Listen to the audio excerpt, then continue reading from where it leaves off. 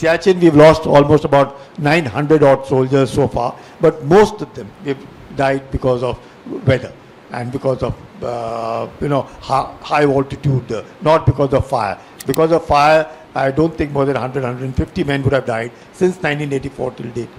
The government of India spends 5 crores a day to maintain troops on top of Siachen. That's the kind of expenditure that is there, and the boys know it, and that is what makes them tough, strong, strengthened, and almost impossible for them to get destroyed. 5 crores a day adjusted for inflation for the last 40 years. Yeah. Frankly speaking, it's part of our training here. I never ever thought that that we are going to be doing this and that. For 20 years, we were all quiet. We didn't even speak about anything on Siachen. I never ever spoke on it at all. So I don't think we were, geared up. We knew we had to train ourselves. We knew we had to serve at 18 and 20,000 feet. There are various stages of acclimatization. 6 days if you have to go up to 9,000, 12, 14 days if you have to go beyond 14,000, yet another 3 days or add on. So everybody is taught, how to walk, how to talk, how much to eat, how to eat, what is to be done, how to take care of the bodies. You can't touch iron, because any of these metallic pieces, because your hands will peel off, wearing of gloves, duties to be done. So we had this boy, yet another one by the name of Chanchel. So he died on the 23rd of June 84 when the Pakis attacked. And he was at the post at about 3:45 in the morning. Chap came running to me. He said, "Sahab, dushman." I said, "Dushman? Kahan se aa sakta hai dushman?" He said, "Nahi sahab, dushman." I said, "Okay, sabko bolo, apna morcha pakdenge." Now what morcha we had just the previous day dug up along the soft snow, and we each had to occupy. Now this boy at about 3:30 in the morning, he was on top of the Bila Fondla. So, when you're on top, he saw in the morning that there's some movement.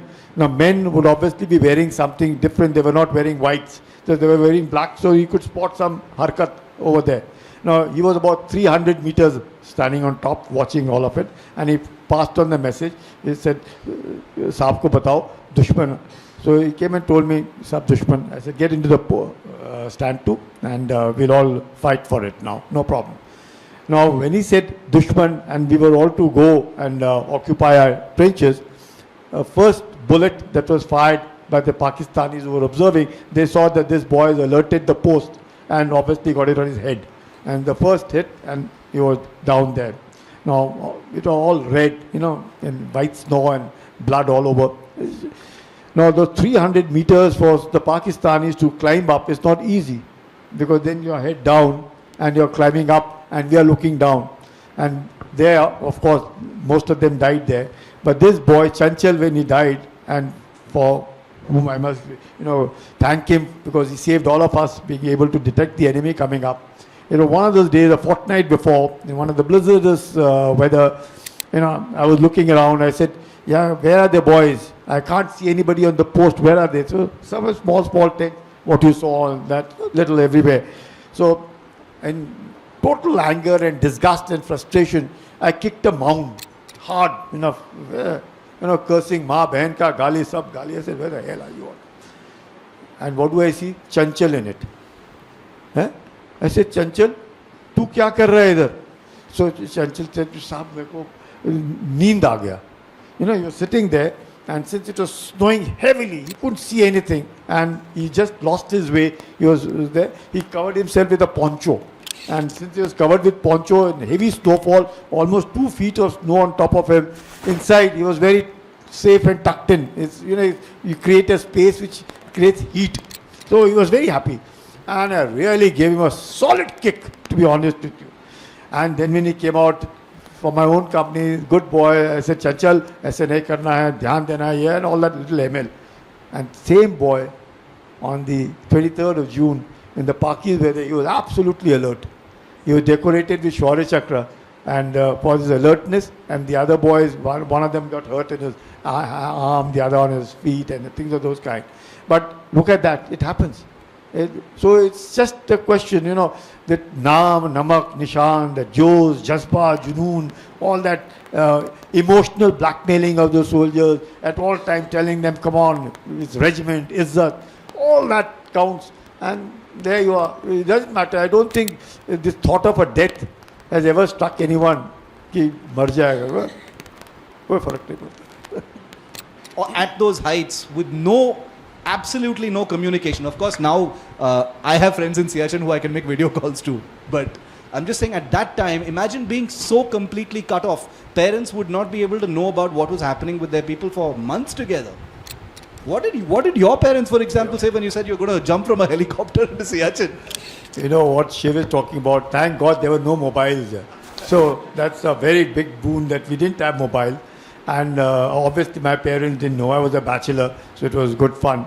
And they really got to know when I came down. And I told them I've come back on chutti, and they said, wow, very nice, that big beard, you saw that and everything.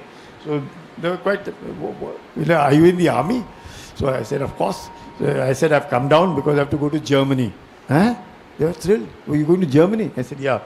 You know what? It so happened that Mrs. Gandhi was being shown around because 1984 Blue Star was also on.